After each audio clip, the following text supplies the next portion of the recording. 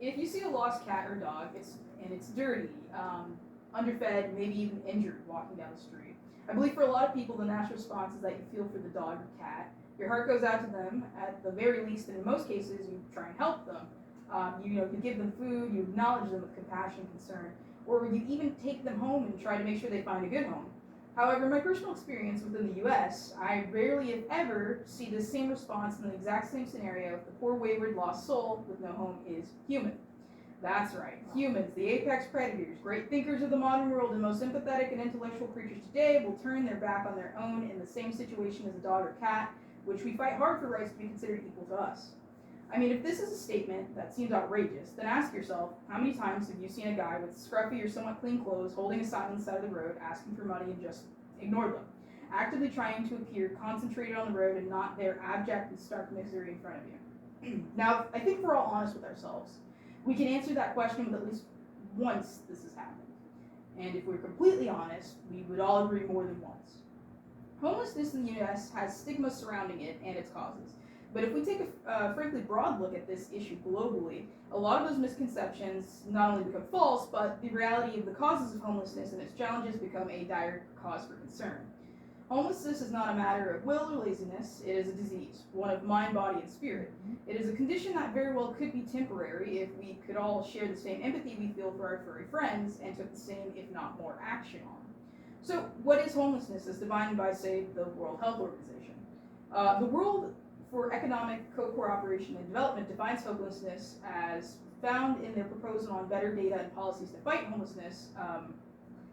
It's a very broad term. It's hard to define culturally, globally, but more often than not, they found that most countries define it as people who are living on the streets and in public spaces and are living in shelters or in other emergency accommodations. In 2019 globally, it was estimated that there was over 150 million people who were homeless, as we've previously defined, though while that is roughly 2% of the population, world population. In the same year, Habitat for Humanity found that 1.6 billion people, or 20% of the world population, was without adequate shelter. And these numbers reveal quickly that this is not something that can be explained away as a will to work or a choice or anything other than a force out of one's control to mitigate within reason. The causes of homelessness is very complex on a global scale, though when comparing all factors in short, it is a result as succinctly put by MAHB, which is an acronym we'll go over later. Homelessness is the result of a series of economic and social factors in the labor market, in housing policies, in social security, and education, in physical and mental health care, and training policies, and the changes in family structure.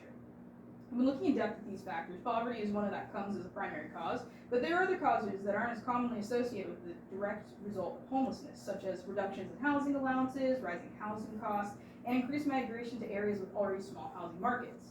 Then there are the systemic and institutional causes, like the people that are coming out of crisis, which can include, but are not limited to, foster care, release from the criminal justice system, discharge from the military, domestic violence, family breakup, mental health, and addiction issues. Just literal poor health can lead to homelessness, such as an injury or illness, which in an attempt to treat can lead to financial debt, mounting to a point of whatever the health condition was, results in that person being without a home. Just being without a home in and of itself is a poor health condition. The National Health Care for the Homeless Council found that living on the street or within a shelter can cause extreme stress, as well as lead to exposure to highly transmittable diseases like flu, hepatitis, TB, respiratory illnesses. This situation, this disease, appears at this point to just cycle viciously, though it does not have to continue on endlessly. There are a variety of ways that you and I can take steps on personal, civic, and legislative levels to help treat and inevitably cure the disease of homelessness. On a personal, everyday level, there's multiple things that anyone with even the least amount of means can do to treat homelessness, mentally and physically. Just acknowledgement is a good one. Respect and kindness. Just remembering that someone without a home is a person, an individual with as much of a human experience as yourself. Starting today, anyone can just acknowledge a homeless person who they pass, even if they have nothing physical to offer. Just giving the same level of verbal, visual support one would to a cat or dog in the first example can go a long way for really anyone, but can mean the world to those that society actively seeks out to avoid or ignore. Should you have nothing or other than acknowledging the homeless, be sure to be respectful and courteous when interacting with them if you have to express you have no money or food to give. Donation to shelters directly with items when possible. Things that we take for granted can make an immeasurable difference. So before you decide to donate to Goodwill or another thrift store, taking clothes and hygienic products to shelters can make a huge impact on the homeless situation. The homeless population. Sparing food or money when interacting with the homeless or even preparing for encounters with any homeless people. Like if you're going downtown or an area with a large homeless population, you can, like what I do, for example, when I go downtown, make sure I have extra change that's easily me too. Accessible when I go downtown, or blankets for them. Volunteering time to support the homeless, such as local shelters, soup kitchens, even making signs that can direct people to the local areas can make a positive impact. And on a civic and legislative level, we can also make more permanent changes to effectively treat homelessness. Speaking out directly through social media to local politicians with specific goals in mind. A few that are very direct in correlation to helping end homelessness are decriminalization of homelessness, creating more public spaces that house or lead to permanent housing, as well as retraining the approach already established by public services and the community of ways of interacting with the homeless. I mean, in every city, anyone can go to their local representatives' meetings and express the decriminalization of crimes that are explicitly caused as a direct result of homelessness, such as loitering, panhandling, sleeping in public spaces, such as parking lots or campgrounds. You can express openly to local and state leaders currently in office for the creation or further support of policies that help getting those that are either in unstable housing or without housing completely to help them attain easier access to permanent housing solutions. Advocating for greater supportive services that directly interact with the homeless, such as social workers, mental health counseling, transitional shelters, I should say. Help with fundraising to support current policies and services in place, as well as new, more effective strategies. This can be done such as supporting candidates whose platform addresses homelessness with effective solutions and strategies for reducing the percentage of homeless populace, creating GoFundMe or Kickstarters explicitly stating that the proceeds will go to organizations like Habitat for Humanity or the National Council of the Homeless. These are all things that we can do to help treat homelessness together from every level to help ensure that we end it altogether. Now, if we took a different look at the world and society for just a moment, once we all came together after giving just a small amount of our time to do our part, imagine going through a big city anywhere in the world, so, Tokyo, New York, Peru, it doesn't matter. Any large city where you know there's going to be a large homeless populace. Imagine if there's little to no women, men, or children panhandling or dwelling within makeshift tents or cardboard boxes along the street.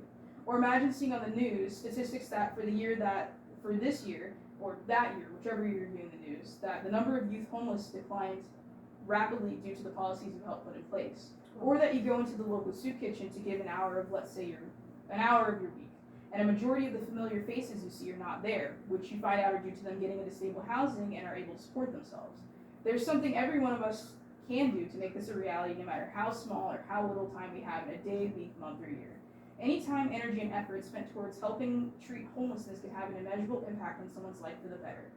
It's very clear that this is a disease that, if continued to be ignored, to fall to the wayside, will not go away and become infinitely worse, though it's not an uncontrollable outcome. There is an end that is within everyone's grasp to be part of the cure of homelessness. You can get out and vote for laws and policies that help foster permanent housing and less criminalization of the homeless. You can always donate to shelters, soup kitchens, organizations, and directly to the homeless populace, not just in money, but like socks, shirts, jeans, ties, and personal hygiene products.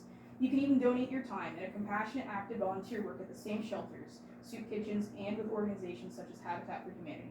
So in closing, I hope the next time you encounter a man, woman, or child wandering or sitting on the side of the road, that you remember that they are as human as you are, that they are as deserving of happiness, of good health, and a stable home.